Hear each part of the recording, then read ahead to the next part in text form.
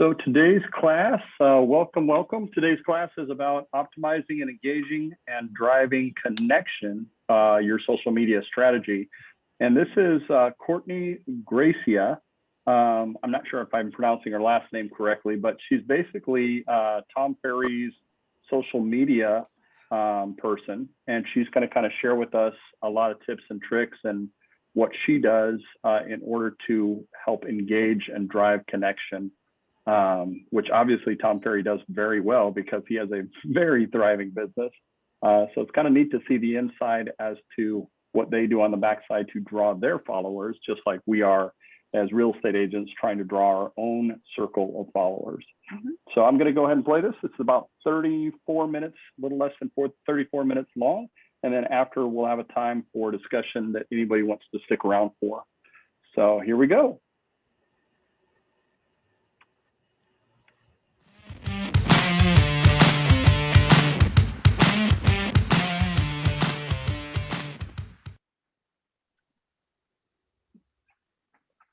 All right. Hi, everyone. I'm going to start getting my screen ready and we'll get started. So my name is Courtney Gracia. I work in the marketing department at Tom Ferry, and I am the social media manager. So I do all of Tom's social. And we just hired a social media coordinator. So now we're going to have someone else on our team with social. But today I just want to talk to you guys about optimizing your engagement, driving connection, kind of like your social media strategy. This is going to be like not like a beginner level thing, but just something to remind you if you aren't doing these things already or implementing them already, to add them into your strategy. So there's my little bio. Okay. So the first things first is a lot of people sometimes get confused with what engagement is, especially per platform. But engagement does vary per platform. A majority of them, like Instagram, Facebook, since they own each other, since Facebook owns Instagram, they kind of have the same engagements. And then there's also LinkedIn, Twitter, YouTube, etc. So engagement, every network is a little different based on what they favor, other in terms of engaging posts, but similarities still stand out. So comments, likes, shares, clicks, mentions, those all are part of your engagement. So typically if you were to do like a monthly report and you're looking at engagements, this is going to be all of the engagements. So it's going to kind of be all of these bucketed in, tied into a bow. I also put on the right-hand side just the types of engagements consumers want to engage with. Of course, people love to see images. You know, they don't just want to see some black screen. Video is huge, text-based posts, stories, and then polls. I also have on here user-generated content. The gurgling. That's kind of starting to pick up a little bit more, I would say. People love to see those testimonials, those heartfelt things that are user-generated content. So you can always ask, you know, one of your clients, if you just sold a home, hey, do you mind if I take a picture of you in front of your new home? Like, I'd love to share it. And then kind of put in the caption, like, you know, just sold this home to XYZ, da da da da. Who's drinking my water? Kind of like a user-generated content piece that you can add to. Okay, I'm going to pause just for a sec because I don't think everybody's muted. And if you would just mute yourself, that would help just to make sure that we don't get any feedback. I'm hearing somebody talking in the background. So if everybody could mute yourselves, that would be great. Social. Another thing to look out for when you are trying to hone in on your engagement is how is that profile picture looking? This really helps with optimizing your engagement because when someone goes to visit your profile, they do not want to see this dark, blank picture of you. You know, they want to see pictures that are close up to your face, which builds trust. So they know right away when they see your Instagram profile or they see your profile, they're like, oh, that's Courtney. Like, I know what she looks like on her business cards. I know what she looks like on social. She has the same picture. It's consistent. Consistency really helps with building trust. You don't want to go to someone's profile and it's like, okay, well, their Facebook picture had this, their Instagram picture had this. Who really are they? Is this the right person? So having a clear and bright photo. On the right-hand side, I put natural lighting is your best friend. If you have photos that kind of look like the one that's in the bottom right, just make sure you can turn up the brightness on the photo. It could be something that you took on your phone that you really love. You're like, this is a great photo of me. Like, I need to use this. Just edit the photo. You don't have to scrap it just based off of the initial quality that the photo was taken in. Another thing is engaging with your audience. Like this, to be honest, is huge. Like this is the main driver. If you truly, truly want to optimize your engagement, you have to engage back. I know a lot of people will say like they don't have the time to do so. I don't know what to respond. That could be something else. Just have a conversation. You have conversations with people daily.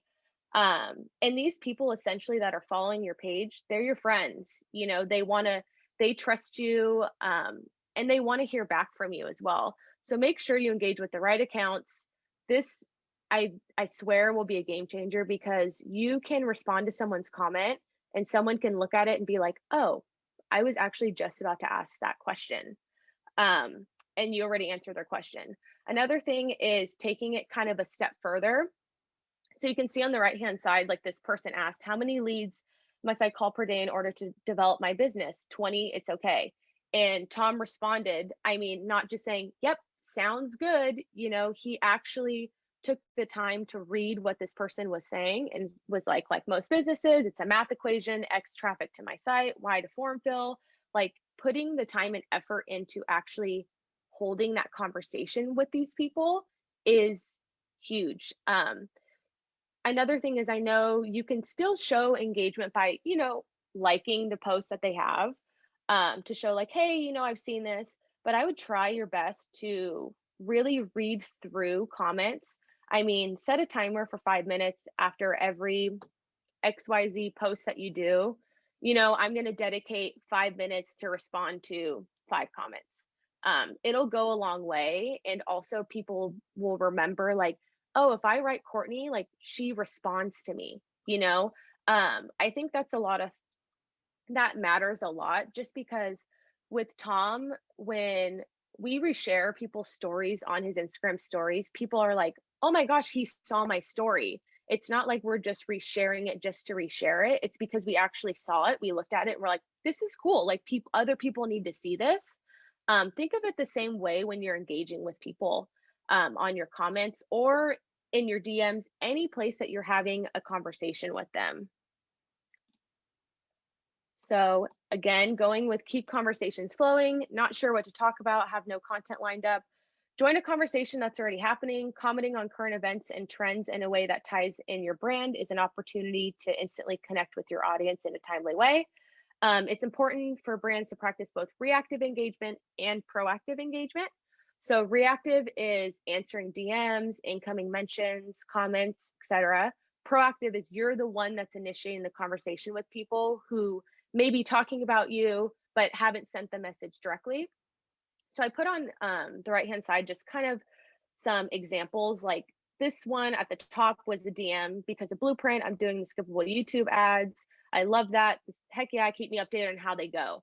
The other one was a blog post that Seth Godin posted, and Tom responded to it. I've studied Seth for a long time. If you're not in his daily newsletter, like check this out. Like that was not sponsored. He's just giving you a way to engage and keep conversations flowing, even with other creators and with other people and platforms.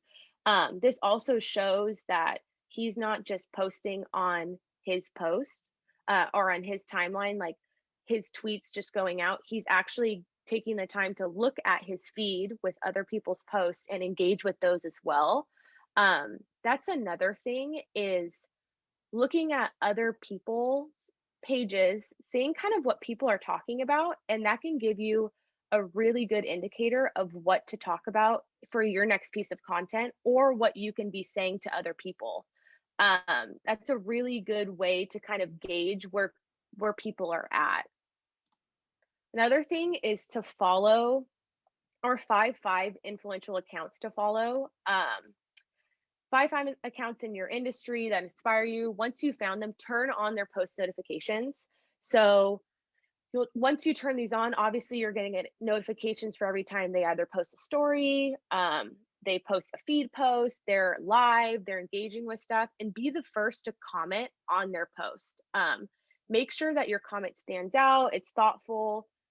A good example of this is when, let's say, Tom goes live on Instagram and he's asking, like, anyone got a question out there? Who has a question out there? If you're just responding in the live, like, hi, hi, hey, hey, hey, it's me, it's me, it's me, like, he's he's not going to want to engage with that. He's going to, of course, say like hello on the live, but he's not going to click on yours to then go live with, he posed the question of saying like, hey, anyone have a question? If you're just saying like, hi, hi, hi, heart, heart, heart, you're not going to get that feedback. So I would recommend responding, like if you were to go to someone's live or you were to go in someone's comments, like, hey, Tom, I have a question about da da da da. Hey, Tom, I have a question about da da da da. Keep posting, your question in there. And I guarantee you, like, your question will be singled out, because it'll stand out in a list of things compared to hi, hi, hi, hi, hi, hi, hi. It'll be like, okay, this one's a sentence or two. Like, maybe I should look into this and respond to this person.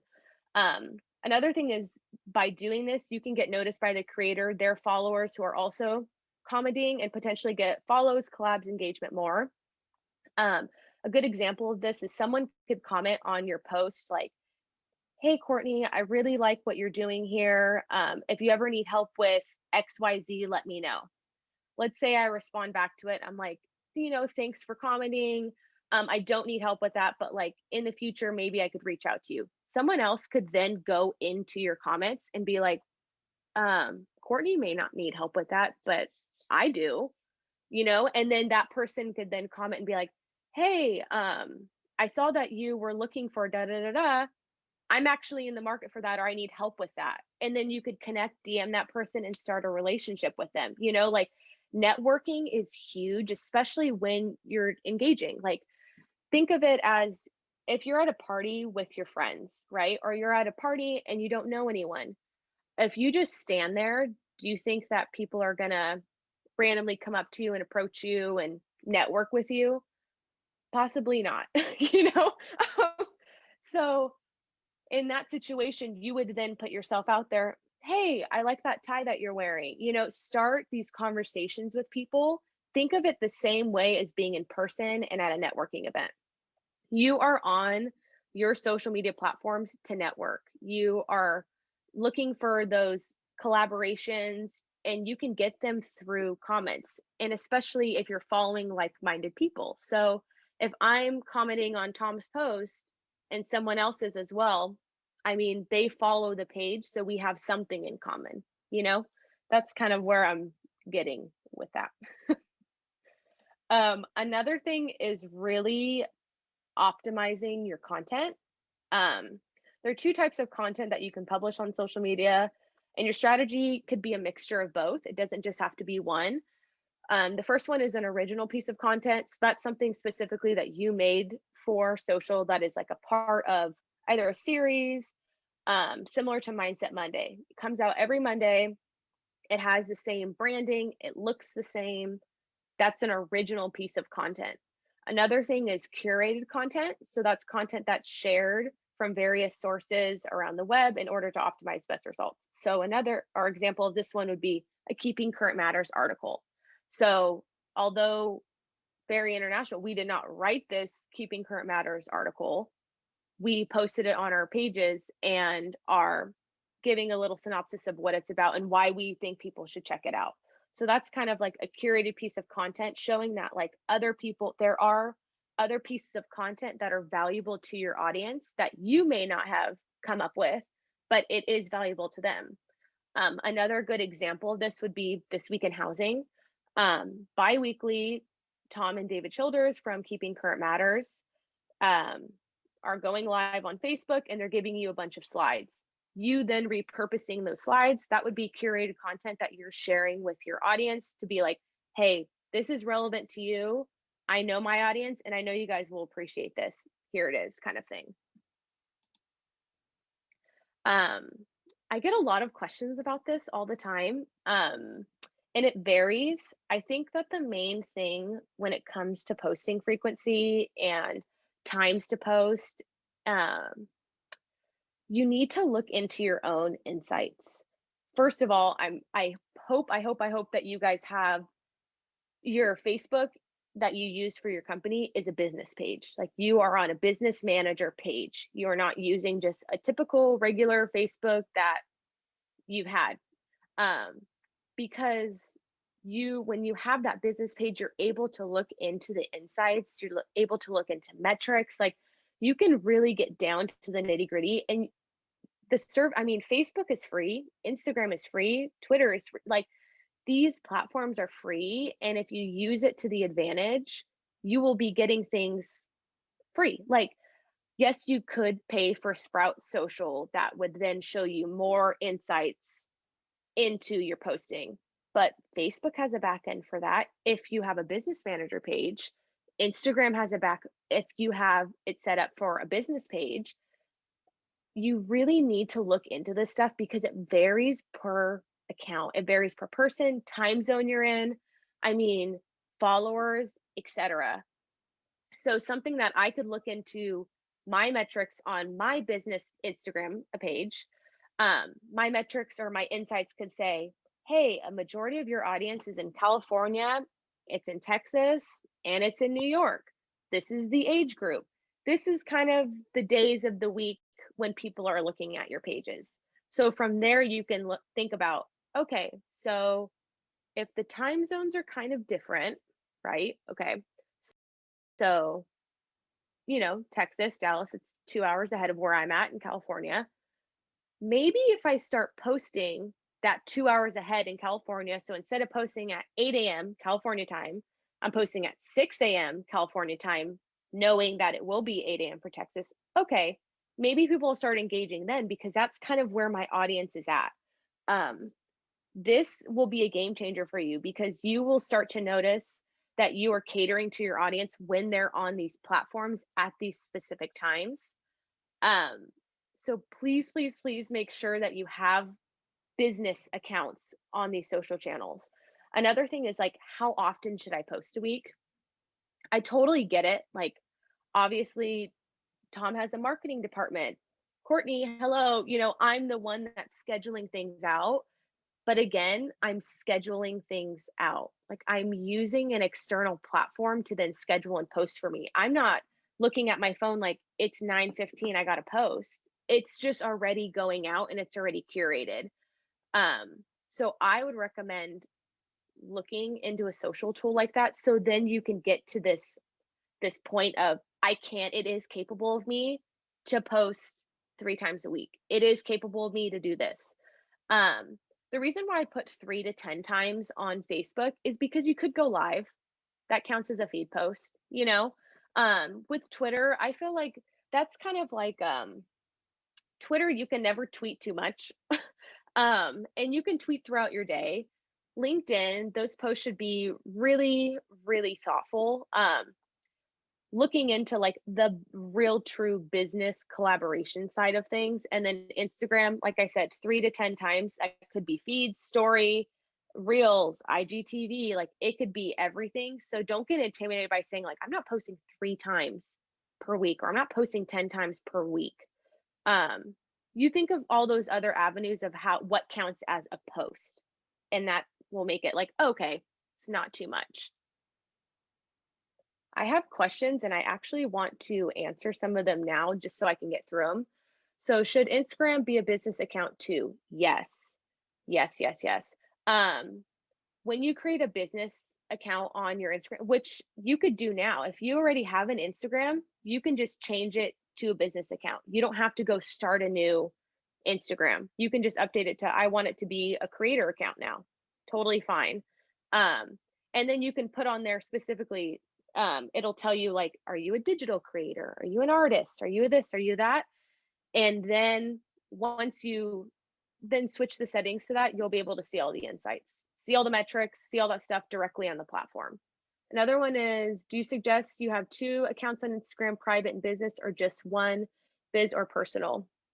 I would recommend, I mean, depending on what is on your personal, if it is truly, truly personal to you that you're like, I really don't want to share this with the world. I get that. That's how some people, that's how you feel about that. But if you're trying to also portray online of like, this is my family, these are my kids, this is what I do, you should have it all in one. It doesn't have to be business, business, business every post. A good example too Tom's account. Like we don't have two accounts for Tom because yes, Tom Ferry is a coach, but Tom Ferry is also a dad, a husband, a person. So we technically could have two accounts for him, but people want to see that side of your personality and that side of your life. And it could be a way for them to connect with you. They could go on your page and be like, oh, Courtney likes the Lakers and she sells homes. Well, I like the Lakers, so I'm going to connect with her.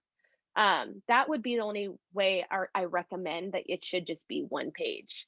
Another thing is, would I lose followers if I switch from personal to business? No, it's on the back end. Like no one would truly know that you updated to a business account on your Instagram.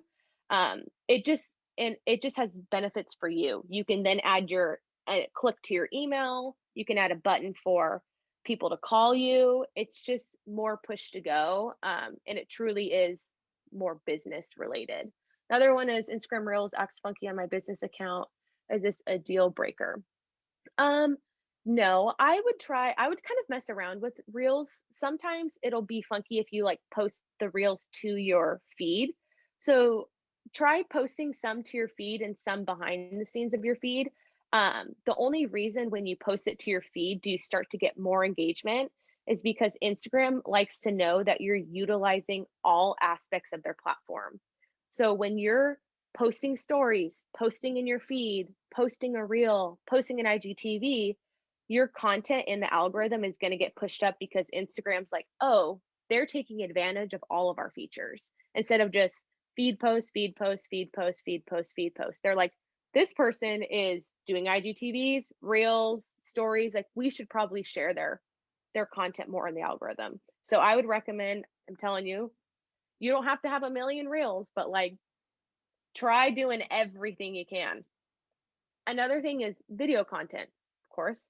Um, Video is huge because of the video views, and just the playbacks and the capabilities that are possible now in the platforms. It's like a no-brainer that you should be using video. I know a lot of things, or a lot of people too. Again, it's like, well, I don't have the budget for that. I don't want to hire a videographer. Totally fine. You don't have to hire a videographer. Start small and build. A good example of this is if you go on Tom's YouTube and you literally look up like Tom Ferry Show #1. We've done now, I think, over 200 episodes of the Tom Ferry Show. But if you look at the first one, it is Tom setting up a video recorder by himself and talking with a little whiteboard. Everyone has to start somewhere. So these are some of my like setup tips. Make sure your background isn't cluttered. A blank wall is fine. Lighting, make sure your face has a light source on it.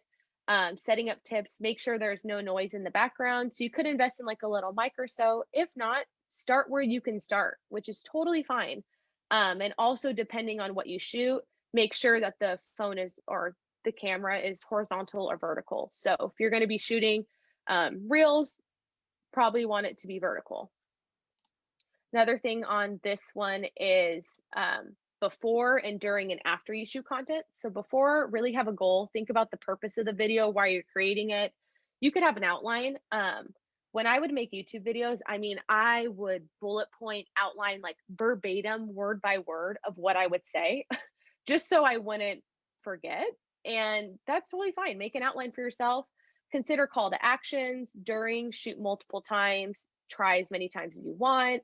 And then once you get to the after part of it, add an intro and an outro, cut out parts of the video. These are just different apps that I put on there that you could use, like apps like Prequel, Video Shop, add cool effects, add subtitles. What's nice now is on Instagram, you can just click a button to have auto subtitles, so you don't have to manually enter that stuff anymore, which is very, very nice. Another thing that helps out is keyword search. It's all about identifying phrases and topics your audience is searching for. Let's say you have a listing in Orange County, people are tweeting about Orange County or searching the hashtag OC real estate on Instagram. If you include the hashtag in your strategy, you're more likely to get that target audience. You want to make sure your social media posts show up in those types of searches. So if I am using hashtag Tom Ferry, that's part of my hashtag strategy. People are going to post under that and I could look at their content. Again, I could use that content as UGC. It's just the perfect avenue for you to resource things and have your content there. So if you guys are using hashtag Tom Ferry, of course, Tom and I see it. Like, of course, because we're looking at that hashtag. So just kind of think in the minds of, put yourself in someone else's shoes of, okay, if they were looking for a home in Orange County, they would probably be using hashtag OC real estate. And just using those top 10 hashtags and using them in your strategy it's huge. Another thing too is clear CTAs in your posts. If you really want to convert and you need to start using CTAs in your captions, I laid out like boosting lead generation, boosting comments, boosting likes, boosting shares. So I kind of put CTAs that you could use if that's your goal. So if your goal was to be boosting lead generation, maybe your CTA is download blank by clicking the link in bio, start your free trial by XYZ. If you're trying to boost, comments, comment below if you have any questions. Let me know what you think. Which blank is your favorite? Like, these are call to actions. You're asking for their response. Boosting likes, like this post if, double tap if you agree, double tap if you like this post. Another thing would be boosting shares and tags, tag a friend, share to someone who needs to see this. Boosting sales, click the link in bio to check it out, book your spot buy, DM me for more info. Boosting saves, save this post for later, save this post for when you blank. These are just kind of a list of CTAs that you can use. And I know that we'll be giving you my slides, so you can totally utilize this stuff as much as you want if you're trying to really hone in on your CTAs and your captions. Another thing is, remember to save the slide for later. Okay, so saves are, people don't think about saves when you're looking at your engagements or you're looking at your metrics. Especially on Instagram, the platforms and the algorithms really look at saves. The number of saves is an important metric because it tells the platform that this person is saving this. So like, this is obviously a good piece of content. Like, this is being saved. How can you get more saves? Posts that are like checklists, templates, create a guide. Of course, if you create a guide, people are going to refer back to the guide, so they're going to save it. This is an example, is just like where you can see the saves at. So you can see this one was talking about Google reviews, making sure you have Google reviews on your page. So of course, people save this post because they're like, okay, I see this now, but I need to remember later that I need to look into my Google reviews. I'll answer this question too. I may have missed it. What platform do you use for keyword search? I usually use Google to start with. Type in trending hashtags for Orange County real estate, and Google will pop up and populate those trending hashtags. And then go on your phone and search in those hashtags to see how many posts are on there.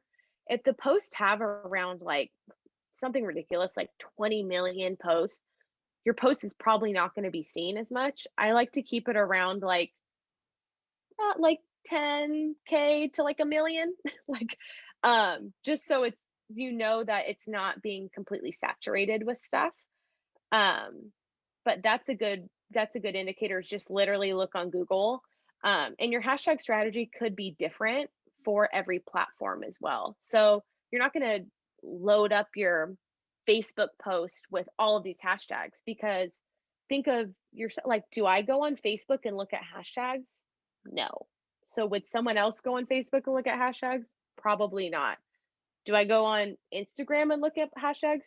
All the time. So like, okay, this is where I should have a really good strategy of hashtags. Do it on Twitter? Yeah, sometimes. Okay, I'll add some of those hashtags on Twitter. What about LinkedIn? Yeah, I use like 3 or 4, so I'm going to use that for those. So just really kind of gauge your audience. Like that's the huge thing with optimizing your engagement is like truly knowing your audience. Another thing is thanks Google Trends. Yeah, Google is, I mean, when people use Google, they're like, especially with that post, people were like, Google reviews, like, wait, did I do my Google reviews? Have I looked at my Google reviews? You know, so people save that for later. You can see that like 1,000 people, over 1,000 people saved it. So my last thing is 4 E's to remember when you are posting: educate, empower, entertain, and engage. As long as your post is hitting one of these E's, it's a post that should be posted. Think about your audience as your friends. What would your friends want to see? Have these conversations with these people. They follow you for a reason. And if you're not paying attention to them, then they're going to unfollow you. You know, like they want to know when you're going to your, or when they're going to your profile, that they're finding value. Um, so those were my tips for optimizing your engagement. I know there's so much. I mean, it's like, okay, now I need to look at hashtags and now I need to look at this. Start where you can start. Like the one thing I will say is just start. And then you'll look back and be like, oh my gosh, I remember 2 months ago when this was so difficult and I didn't know how to do it. Now look at me.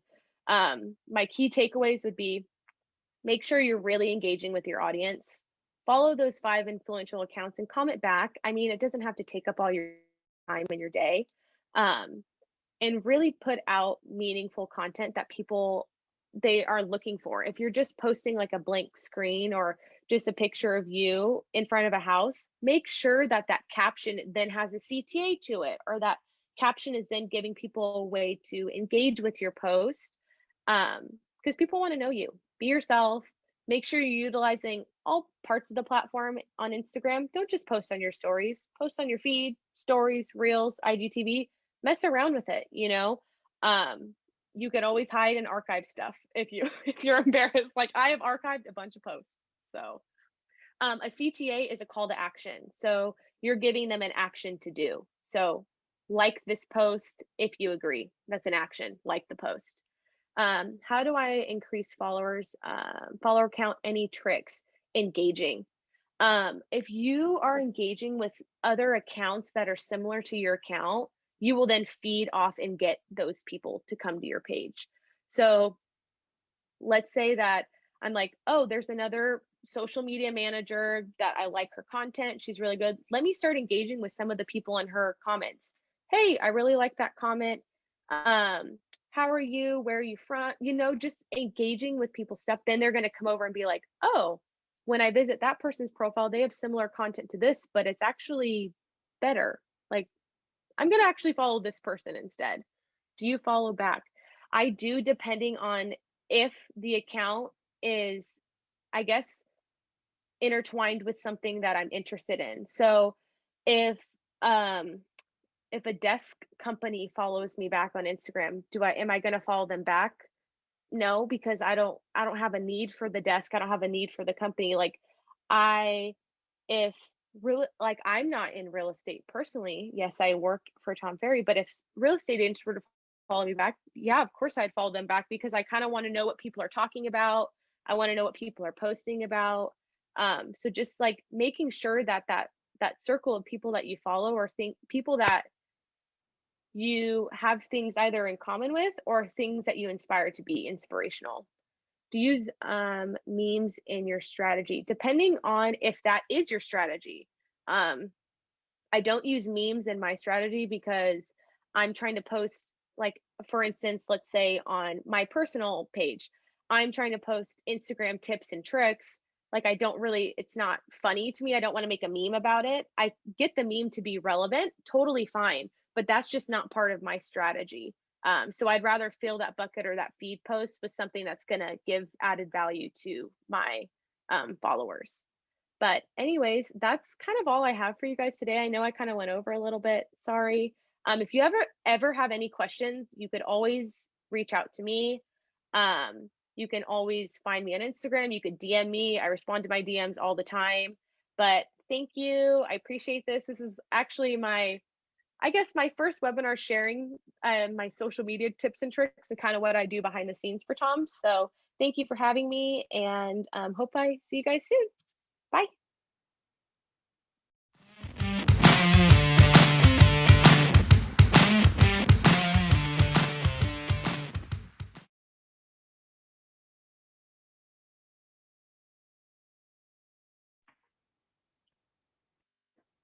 All righty. So, Carrie, do you have any takeaways from what we chatted or what you saw here today? You're muted still. Sorry. I was a little confused about what she was saying about you should always go off of your business page, because most of my Facebook is on just my regular social page. I have a business page, but and I have a company that I pay to put stuff on that page so that I don't forget about it. But I don't generally go on it myself. Okay.